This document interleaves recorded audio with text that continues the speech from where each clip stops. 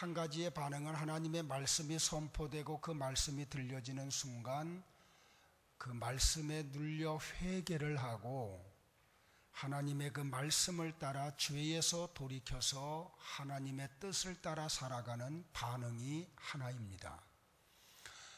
또 다른 반응은 들려오는 하나님의 말씀을 배척하고 그 말씀을 받아들이지 않고 자기가 살던 삶의 패턴을 따라서 자기의 삶이 전혀 변화되지 않고 말씀을 적으로 여기고 살아가는 또 다른 반응이 있습니다.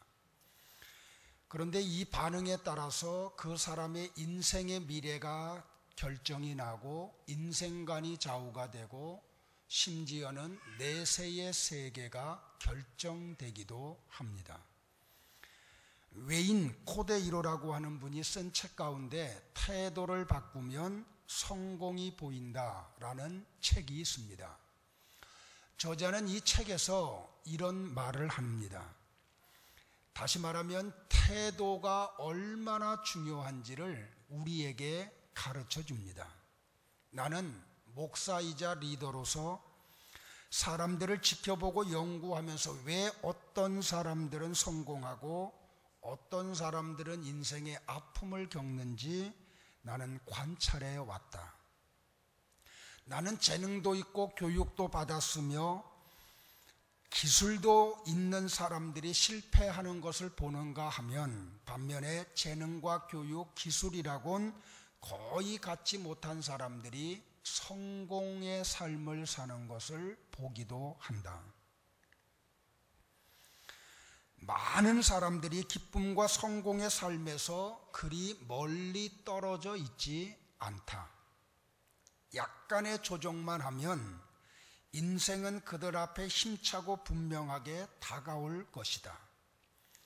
정확한 주파수를 맞추지 않은 라디오는 음악이 들리기는 하지만 끊겼다 들리기도 하고 잡음 때문에 그 음악의 아름다움을 느끼지 못할 때가 많다. 마찬가지로 조금만 라디오의 헤르츠를 바꿔서 주파수가 맞으면 얼마나 아름다운 음악을 우리가 라디오를 통해서 듣는지 모른다. 마찬가지로 조그마한 삶의 태도의 변화가 큰 변화의 차이를 가지고 온다. 아주 작지만 그 작은 차이가 실상은 아주 거대하다고 그렇게 말을 한다. 그러면서 이 저자는 책에서 이렇게 책을 읽는 독자들에게 권면을 합니다. 하나님이 당신으로 하여금 성공을 불러오는 태도를 발전시키도록 도우시게 하라. 하나님으로 하여금 나로 하여금 성공을 불러오는 태도를 발전시키도록 도우도록 하라는 말입니다. 이 말은 반응의 중요성을 이야기하고 있습니다. 여기에 태도는 반응입니다. 하나님이 쓰셨던 성경에 나오는 위대한 인물들을 보면 그들의 공통점이 무엇인고 하니 하나님의 말씀 앞에 탁월하게 반응을 보였다는 사실입니다. 그래서 사람들은 듣는 것이 중요하고 보는 것이 중요합니다. 왜냐하면 사람은 내가 보는 것에 영향을 받고 듣는 것에 영향을 받기 때문입니다. 그리고 이 반응의 속도가, 반응의 강도가 한 사람의 미래를 결정하고 맙니다. 하나님의 말씀을 듣는 것이 중요합니다. 하나님의 말씀을 깨닫는 것이 중요합니다. 하나님의 말씀을 믿는 것이 중요합니다. 그러나 이 깨닫고 듣고 믿는 것보다 더 중요한 게 무엇인고 하니 내가 말씀을 듣고 깨닫고 믿은 말씀에 탁월하게 반응하는 것입니다. 아무리 많은 걸 들어도, 아무리 많은 말씀을 깨달아도, 아무리 많은 말씀을 믿는다고 해도 삶의 현장에서 말씀의 반응이 나타나지 않는다고 하면 결코 그 말씀은 내 삶 속에서 어떠한 일도 하시지 못하기 때문입니다. 사랑하는 성도 여러분들이여, 우리는 지난주에 반응이 미래를 좌우합니다 라는 주제를 가지고 말씀을 상고했습니다. 두 가지 반응, 두 가지 환경이 우리를 찾아올 때 우리는 탁월하게 반응을 하자고. 하나는 뭐예요? 고난을 당할 때 반응을 해야 됩니다. 무슨 반응을 해야 돼요? 특별히 기도의 반응을 보여야 합니다. 즐거운 일을 만나면 어떤 반응을 보이라고요? 찬양을 하는 반응을 보이라고 말씀을 우리가 상고했습니다. 저는 지난 주일날 이 말씀을 대언하고 주중에 두 가정으로부터 참 정말 탁월한 반응을 보고 얼마나 기뻤는지 몰라요. 우리 교회 등록한 지 한 2달도 채 안 되고 신방 갔을 때에 예수 영접한 가정이 있습니다. 그러니까 이제 신앙생활에 첫 발을 디딘 분들이에요. 그분들이 지난 주일 낮예배 설교를 듣고 반응이 미래를 좌우하는구나. 이 예수 믿은 지 2달도 채 안 되고 예수 영접한 지 이제 1달도 되지 않은 그 가정의 식구들이 새벽 예배를 나왔어요. 반응을 보인 겁니다. 또 지난 목요일 날에는 우리 교회 집사님으로부터 너무 반갑고 즐겁고 기쁘고 좋은 소식을 들었습니다. 그 전에 제게 문자가 왔어요. 목사님, 우리 자녀가 고려대학교 이제 이 정시 모집에 이렇게 그 시험을 보는데 목사님 기도하실 때마다 좀 이 문자를 기억하고 내 딸을 위해서 좀 기도해 주기를 바랍니다. 그리고서 이 어머니가 반응을 보입니다. 그렇게 바쁜 분임에도 불구하고 교회 새벽 예배에 나와서 딸을 위하여 부르짖기 시작을 합니다. 근데 지난 목요일 날 한 통의 전화를 제가 받습니다. 목사님, 제게 전화 올 때 전화 그 목소리의 톤을 딱 들으면 이게 좋은 소식인지 나쁜 소식인지 저는 한 번에 알아채요. 톤이 약간 올라가면 좋은 소식입니다. 근데 저음으로 깔면 그거는 나쁜 소식이에요. 근데 무슨 소식을 전하냐면 자기의 자녀가 고려대학교에 합격했다는 그런 소식을 전해줍니다. 어머니의 딸을 향한 반응이 딸의 삶 속에 놀라운 합격이라고 하는 그러한 결과를 가져다 주었습니다. 한번 따라할까요? 반응이 미래를 좌우합니다. 그러니까 우리가 오늘 하나님의 말씀을 듣고 반응하는 것은 자유입니다. 제가 어떻게 끌고 갈 수 없더라고요. 아무리 제가 닥달을 해도 기도 안 하는 분은 안 하더라고요.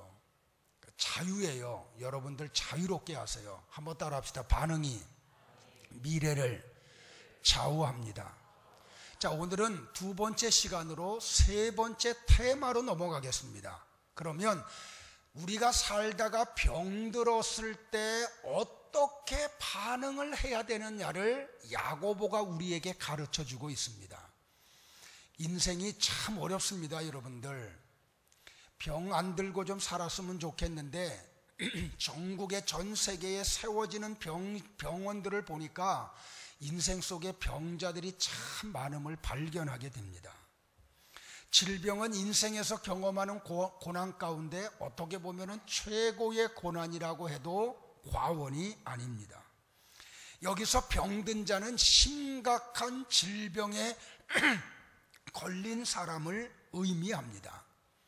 다시 말하면 이 병으로 인해서 어찌할 수 없는, 심지어는 죽음까지도 내몰릴 수 있는 질병에 걸렸을 때 어떻게 해야 되느냐는 겁니다. 우리가 질병에 걸리는 원인이 4가지가 있다고 저는 생각을 합니다. 하나는 하나님이 데려가시려고 주는 질병이 있습니다. 이 질병은 의사도 손댈 수 없습니다. 그러니까 다시 말하면 죽음에 이르는 질병입니다. 두 번째 질병의 종류는 징계로 주시는 질병이 있습니다. 죄를 지었기 때문에, 하나님의 뜻대로 살지 않았기 때문에, 어떤 경우는 하나님이 부르시는데 반응을 보이지 않으니까 몸을 내려쳐가지고 예수 믿고 천국 가게 하려고 그래서 주시는 질병이 있습니다. 세 번째 질병은 특별한 목적을 이루기 위하여 하나님이 주시는 질병이 있습니다. 사도 바울 같은 경우입니다. 그의 몸에는 육체의 가시가 있었습니다. 이 가시에 대한 해석이 신학자들마다 조금씩 차이가 나는데, 어떤 신학자는 안질이라고 이야기하고, 저 같은 경우는 간질병이라고 저는 생각을 합니다. 사역자에게 있는 이 아픔의 질병, 바울이 이 가시를 떠나기 위해서 하나님 앞에 3번이나 기도함에도 불구하고 하나님이 허락을 하지 않습니다. 그러면서 말씀하기를 내 은혜가 네게 족하다고. 하나님이 그 가시를 빼주지 않습니다. 근데 나중에 바울이 깨닫기를 이 가시는 하나님이 내게 주신 축복이라고.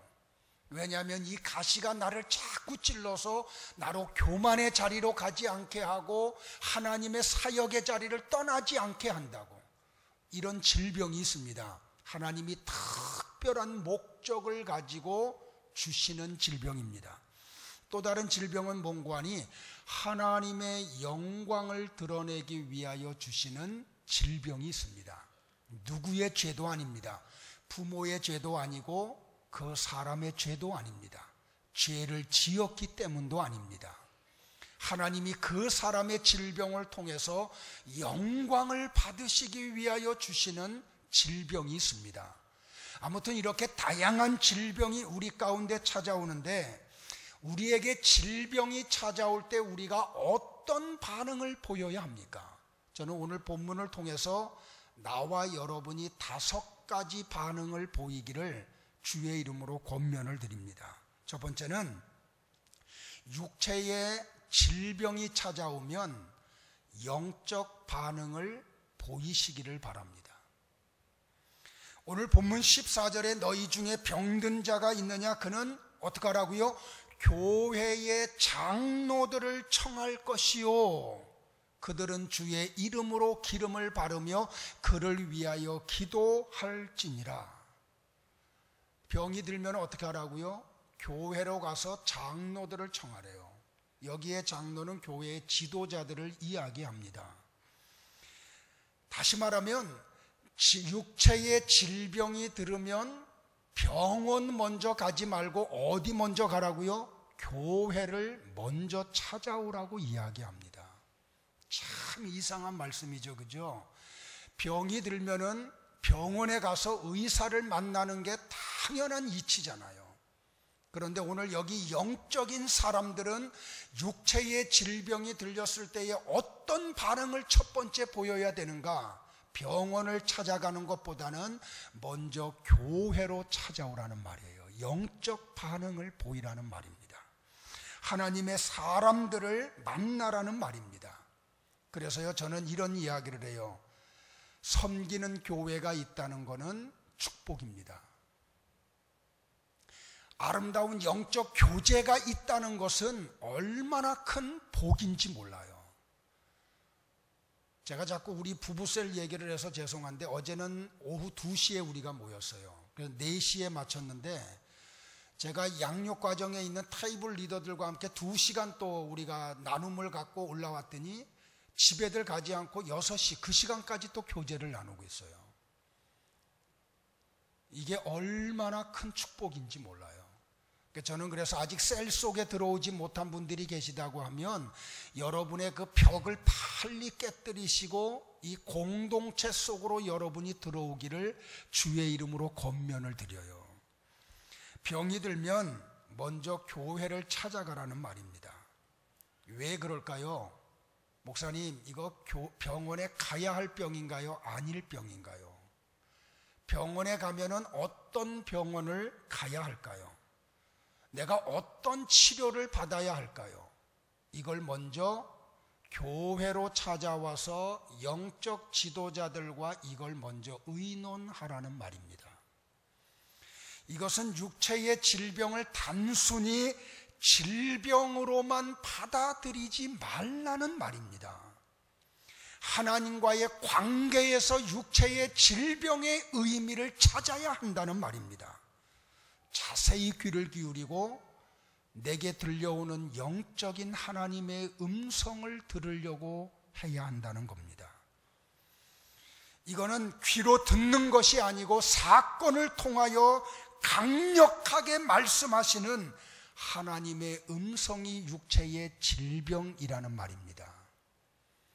나는 그래서 우리 성도들이 육체의 질병이 걸리면 먼저 영적 반응을 보이기를 바라요. 내가 죄를 지어서 그런 건 아닌지, 하나님이 나를 통하여 받으실 영광이 있는데 내가 사명을 감당하지 못해서 찾아온 질병은 아닌지, 하나님이 나를 통하여 영광을 받으시기 위해서 주신 질병이 아닌지, 영적 반응을 먼저 보이기를 주의 이름으로 축원을 합니다. 나면서부터 소경된 사람이 있었습니다. 40살이 되도록 한 번도 앞을 보지 못한 사람입니다. 제자들이 그 사람을 보는 순간 예수님에게 이런 질문을 해요. 예수님, 저 사람이 저렇게 된 것이 부모의 죄입니까? 아니면 저 사람의 죄입니까? 제자들이 납득이 안 가잖아요. 나면서부터 소경이 됐는데 저가 도대체 태중에서 무슨 죄를 지었길래 소경으로 태어나서 40이 되도록 한 번도 앞을 보지 못하느냐는 거예요. 근데 예수님이 그 제자들에게 이렇게 말을 해요. 그의 부모의 죄도 아니고 저 사람의 죄도 아니고 하나님이 저 사람의 질병을 통해서 영광을 받으시기 위함이라고. 그리고 그 사람의 눈을 밝히 뜨게 하십니다. 성도 여러분들, 살다가 우리가 병에 걸리지 않아야 하지만 혹 질병에 걸리고 감기가 걸리고 우리가 정말 질병 속에 들어가면 첫 번째 나와 여러분이 보여야 할 반응은 영적 반응이라는 사실이에요. 두 번째 반응은 기도의 반응을 보여야 합니다. 오늘 본문 14절에 너희 중에 병든 자가 있느냐? 그는 교회의 장로들을 청할 것이요 그들은 주의 이름으로 기름을 바르며 그를 위하여 기도할지니라. 영적인 지도자가 해야 할 가장 중요한 사역이 있다고 하면 그거는 기도의 사역이에요. 제 사역 가운데 가장 중요한 사역이 있다고 하면 저를 위한 기도, 교회를 위한 기도, 우리 공동체를 위한 기도, 공동체에 속해 있는 우리 지체들을 위한 기도의 사명이 저의 가장 큰 사역임을 저는 확신을 해요. 특별히 여기 성경에서 뭐라고 이야기했냐면 교회의 장로들은 환우들이 찾아오면 그들에게 기름을 바르고 기도하라고 이야기를 해요. 여기 기름을 바르고 기도하라는 말은 세 가지 의미가 있는데 여기에 기름이라고 하는 할라어 단어를 보면은 올리브 기름을 이야기해요. 근데 이 올리브 기름은 두 가지 용도로 쓰여요. 하나는 식용으로 쓰이고 또 다른 하나는 치료용으로 사용을 해요. 올리브 기름의 탁월함이에요. 이 올리브 기름을 잘 섭취하면 당뇨에서 나요. 제가 임상했는데 이야기예요. 특별히 이 올리브 기름을 사용하는 나라에 가면 여자들이 자궁암이 없어요. 이 올리브 기름이 주는 놀라운 능력이 있어요. 그러니까 다시 말하면 기름을 바르고 교회의 지도자들이 환우들에게 기도하라는 말은 실제적으로 환초 위에 올리브 기름을 바르며 기도하라는 뜻이 하나예요. 또 다른 하나는 뭐냐면 이 기름을 성령님으로 해석을 하는 거예요. 다시 말하면 뭐냐면 성령의 은혜 속에서 성령을 의지하고 성령 하나님이 그 사람의 환처를 어루만지는 중간 역할을 하며 기도하라는 거예요. 성령님이 역사할 때 나타나는 놀라운 치유의 역사가 있다는 사실이에요.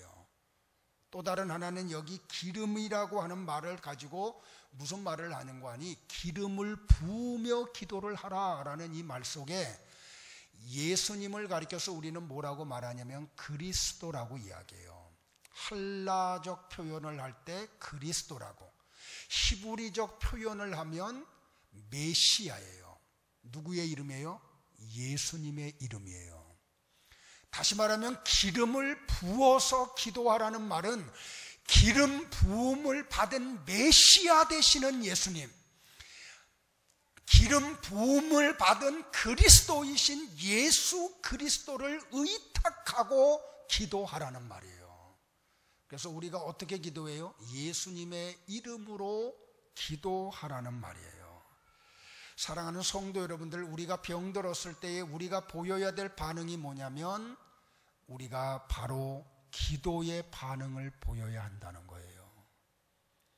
정말 놀라운 사실이 기도의 역사 속에서 일어나기 때문에 그래요. 제가 이런 간증을 다 할 수가 없잖아요. 여러분들 정말 질병을 가지고 있을 때 기도 속에 들어올 때 하나님이 어루만지심의 역사가 얼마나 강력한지 몰라요. 병들었을 때 우리가 보여야 할 반응이 뭐냐면 믿음의 반응을 보여야 돼요. 오늘 본문 15절을 한번 보세요. 믿음의 기도는 병든 자를 구원하리니 주께서 그를 일으키시리라. 성도 여러분들, 내가 만나는 문제의 해결이 어디 있는지 아세요? 하나님을 향한 믿음에 있어요. 그래서 하나님이 이 시대에 찾는 사람이 믿음의 사람이에요. 이 말세의 때에 하나님이 찾는 사람은 얼굴 잘생긴 사람이 아니에요. 학벌 좋은 사람이 아니에요. 이 세상에 힘께나 쓰는 사람이 아니에요. 가문이 좋은 사람이 아니에요. 하나님이 찾는 사람은 믿음의 사람이에요. 나는 그래서 우리 성도들이 탁월한 믿음의 세계 속에 들어가기를 하나님 앞에 얼마나 기도하는지 몰라요. 믿음이 환경을 바꿔요. 믿음이 내 육체의 질병을 바꿔놔요. 믿음이 내 인생 앞에 놓여있는 장애물들을 제거를 해요. 어제 아침까지 제가 성경 타자 통독으로 어제 오후에는 전혀 못했어요. 너무 힘들어가지고 저녁에 좀 텔레비전에서 뉴스를 보고 있었더니 제 아내가 오더니 나한테 그래, 목사님 왜 컴퓨터 앞으로 안 가요? 성경 쳐야 되잖아요. 그래서 내가 그랬어요. 여보, 오늘은 좀 나 좀 쉬게 내버려둬라. 성경을 치는 걸 보니까 어제 오전까지 186명이 들어왔더라고요. 근데 제가 그 얘기를 들으면서 얼마나 많은 은혜를 받는지 몰라. 컴퓨터 게임에 빠져 하루에 막 6시간, 7시간 컴퓨터 게임을 하던 사람들이 성경 타자 통독이 시작되면서부터 그게 다 끊어졌대요. 컴퓨터 게임이 집에서 사라지고 성경 치는 역사로 바뀌어졌다는 거예요. 제가 초등학교 아이하고 유년부 아이하고 초등학교 2학년인가요? 목요일날 밤에 내가 좀 통화를 했어요. 오늘 성경 얼마나 쳤어? 제가 들어가서 보니까 20절 쳤더라고요. 20절 쳤어요, 목사님. 그래요. 왜 20절밖에 안 쳐? 그랬더니 하루에 20절만 치기로 정해놨대. 그래서 조금 더 치지? 그랬더니 예, 목사님 조금 더 칠게요. 그러더라고요. 어디 쳐? 그랬더니 잠언서 친대요. 그래서 잘한다 그랬어요. 왜요? 아이들이 잠언서를 자꾸 접촉을 하면 지혜가 생겨요. 근데 성경을 다시 치면서 받는 은혜가 뭔고 하니 새로운 말씀의 은혜가 막 폭포수와 같이 쏟아져. 복음서에 보니까 회당장 야이로가 딸이 병들었을 때 예수님을 찾아와요. 그리고 예수님에게 요청해요. 내 딸이 병들어서 죽게 되었는데 와서 좀 고쳐달라고. 그러니까 예수님이 너무 기쁜 마음으로 야이로의 집을 향해서 가요. 그런데 보세요. 가는 가운데 많은 사람들이 예수님 주변에 있어요. 제자들 12명이 있고 수많은 사람들이 주님 주변에서 예수님과 같이 가는데 막 몸을 스치고 막 그냥 부딪히고 막 그래요. 왜? 원체 인파가 많으니까.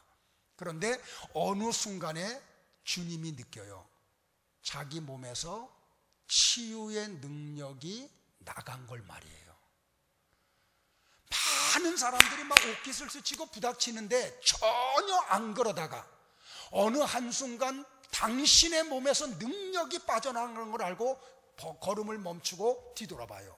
그리고 한마디예요. 누가 내 옷에 손을 대었느냐고. 그랬더니 제자들이 너무 어이가 없어가지고 주님에게 예수님, 이렇게 많은 사람들이 주님과 밀치면서 지금 가고 있는데 누가 주님의 옷에다가 손을 대었느냐고 물어보느냐고. 많은 사람들이 지금 주님과 타치가 되고 있는데. 그랬더니 아니라는 거예요. 누군가 내 몸에 옷에 손을 댔는데 다른 사람들은 아무 생각 없이 옷을 만지고 서로 스치고 부딪히지만 누군가 믿음을 가지고 내 옷을 잡았다는 거예요. 누구냐는 거예요. 주님의 말씀을 들은 12해 동안 혈루증을 앓았던 여인이 고백을 해요. 바로 나라고. 그때 예수님이 뭐라 그래요? 딸아, 안심하라. 네 믿음이 너를 구원하였느니라. 아무리 예수님 만나면 뭐예요? 아무리 예수님 옷을 만지면 뭐하고 그분의 몸과 스치면 뭐하고 부닥치면 뭐예요? 믿음 없이 동행하고 믿음 없이 만지고 믿음 없이 스치고 믿음 없이 부닥치는 거에는 아무 역사 없다는 거예요. 믿음으로 나가서 내가 저 예수님의 몸이 아닌 옷만 만져도 내 12년 동안 나를 괴롭혔던 육체의 질병이 나을 거라고 하는 믿음을 가지고 와서 만지니까 그 병이 만지는 순간 깨끗하게 나왔어요. 한번 따라하세요. 따라, 네 믿음이 너를 구원하였느니라. 그러면서 이렇게 말을 해요. 네 믿음대로 될지어다. 어떻게 된다고요? 주님이 환우들을 만날 때마다 반드시 하시는 말씀이 뭔고 하니 네 믿음대로 될지어다. 믿음이 미래를 좌우해요. 그러니까 병들었을 때 우리가 보여야 할 탁월한 반응이 뭐냐면 믿음의 반응이 되어야 돼요. 네 번째는 병들었을 때 우리가 보여야 될 반응이 뭐냐면 회개의 반응을 보여야 돼요. 15절 하반절부터 16절 상반절까지를 보면 이렇게 기록되어 있어요. 혹시 죄를 범하였을지라도 사하심을 받으리라. 그러므로 너희 죄를 서로 고백하며 라고 말을 해요. 병들었을 때 우리가 보여야 될 탁월한 반응이 뭐냐면 회개의 반응을 보여야 돼요. 회개하지 않으면 미래가 변화되지 않아요. 왜냐하면 하나님은 더러운 것 위에 좋은 것 주시지 않고 더러운 것 위에 새로운 걸 주지 않으시기 때문에 그래요. 마지막으로 병들었을 때 우리가 보여야 될 반응이 뭐냐면 공동체가 합심해서 기도하는 반응을 보여야 돼요. 오늘 16절 하반절을 한번 보실래요? 병이 낫기를 위하여 서로 기도하라. 의인의 간구는 역사하는 힘이 큼이니라. 오늘 여기 성경을 보면은 어떤 한 단어가 우리에게 특별히 관심을 끌어요. 여기에 키워드가 뭐냐면 서로라는 단어예요. 우리는 하나라는 거예요. 공동체라는 거예요. 그러니까 교회의 공동체가 해야 할 탁월한 역할이 뭐냐면 지체 가운데 누구 한 사람이 병들었다고 하면 공동체 전체가 그를 위해서 합심 기도를 하는 거예요. 이게 공동체가 보여야 할 탁월한 반응 가운데 하나라는 거예요. 마태복음 18장 19절에 보면 예수님이 이렇게 약속을 하셨어요. 같이 한번 우리 합독을 할까요? 입술을 열어서 같이 한번 봅니다. 시작. 진실로 다시 너희에게 이르노니 너희 중에 두 사람이 땅에서 합심하여 무엇이든지 구하면 하늘에 계신 내 아버지께서 그들을 위하여 이루게 하시리라. 할렐루야. 여기 뭐라고 이야기해요? 너희 중에 두 사람이 땅에서 합심하여, 그 다음에 제한이 없어요. 무엇이든지 구하면, 하늘에 계신 내 아버지께서 그들을 위하여 이루게 하시리라. 연합하라는 거예요. 공동체 속에 있는 지체에게 어떤 아픔이 찾아오면, 어려움이 찾아오면 공동체 전체가 보여야 할 반응이 뭐냐면 벌떼같이 일어나서 그를 위해서 기도해 주는 거예요. 사랑하는 성도 여러분들, 우리 은혜와 평강교회 공동체는 어떤 한 사람이 아파할 때 벌떼같이 일어나서 합심하여 기도하는 공동체 되기를 주의 이름으로 축원합니다. 그럴 때 역사가 일어나요. 오늘 본문 15절을 한번 보세요. 한번 다 같이 봅니다. 시작. 믿음의 기도는 병든 자를 구원하리니 주께서 그를 일으키시리라. 혹시 죄를 범하였을지라도 사하심을 받으리라. 여기 보면은 세 가지 단어가 나와요. 첫 번째는 뭐하냐면 구원한다는 거하고, 두 번째는 일으키신다는 거하고, 세 번째는 사한다는 사실이에요. 이 세 가지 동사가 얼마나 기가 막힌지 몰라요. 여기 구원한다라고 하는 할라어 단어는 소세이라는 단어예요. 무슨 뜻인지 아세요? 육체가 치료되었다는 뜻이에요. 두 번째로 일으킨다라고 하는 할라어 단어는 에게레이라고 하는 단어인데 무슨 말이냐면 영혼이 고침을 받았다는 거예요. 그리고 마지막 세 번째, 사한다라고 하는 이 단어는 할라어의 에페세스타이라고 하는 단어인데 마음이 치료됐다는 거예요. 우리가 병들었을 때 탁월하게 영적 반응을 보이고 기도의 반응을 보이고, 그리고 우리가 정말로 병들었을 때에 하나님 앞에 달려와서 기도의 반응을 보이고, 그리고 믿음의 반응을 보이고 회개의 반응을 보이고 공동체가 합심하는 기도의 반응을 보이면 전인적 치유가 일어난다는 거예요. 육체의 질병에서만 놓이는 게 아니고 영혼이 치료받고 마음까지도 치료된다는 거예요. 사랑하는 성도 여러분들, 예수님께서 나면서부터 소경된 사람을 만나요. 땅에다가 침을 뱉으시고 흙을 이겨서 그 사람의 눈에다가 바르세요. 그리고 실로암에 가서 씻으래요. 그러면 눈이 떠진대요. 만약에 이 상황을 이성적이고 합리적인 사람이 들었다고 하면 아마 이성적이고 합리적인 사람은 이렇게 예수님에게 반응을 했을지 몰라요. 예수님의 침을 흙에 발라가지고 직접 발라주시고 기도해 주셨는데 굳이 실로암까지 가야 하나요? 그냥 그거 자체로 눈이 떠져야 되는 거 아닌가요? 먼저 눈을 떼어 주셔야 내가 실로암까지 갈 수가 있지 않아요. 그러나 여기 소경은 예수님 앞에 그렇게 반응을 보이지 않아요.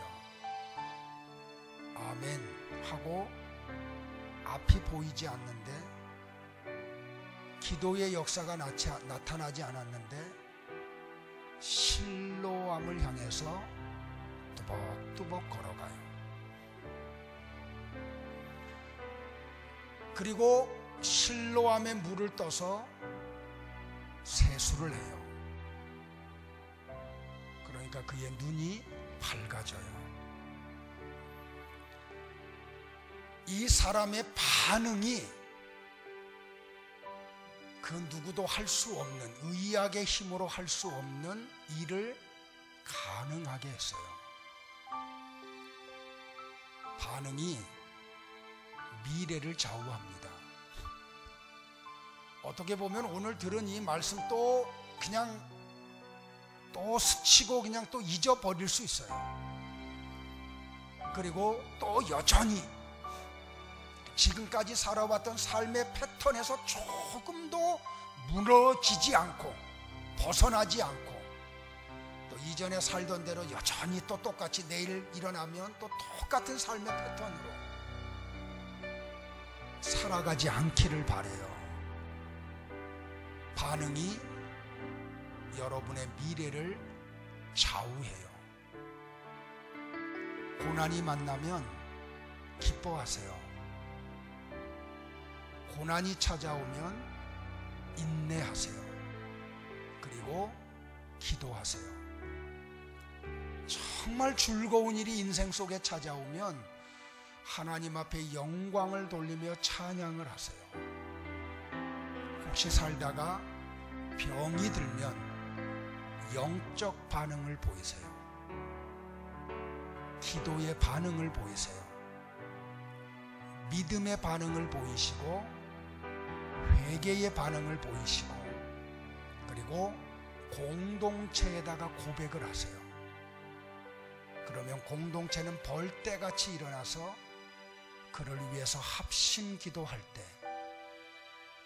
영혼뿐만 아니라 육체뿐만 아니라 마음까지 어루만짐을 당하는 전인적 치유가 일어나는 놀라운 체험이 우리 가운데 이루어지기를 주의 이름으로 축원을 합니다. 찬양을 하겠습니다.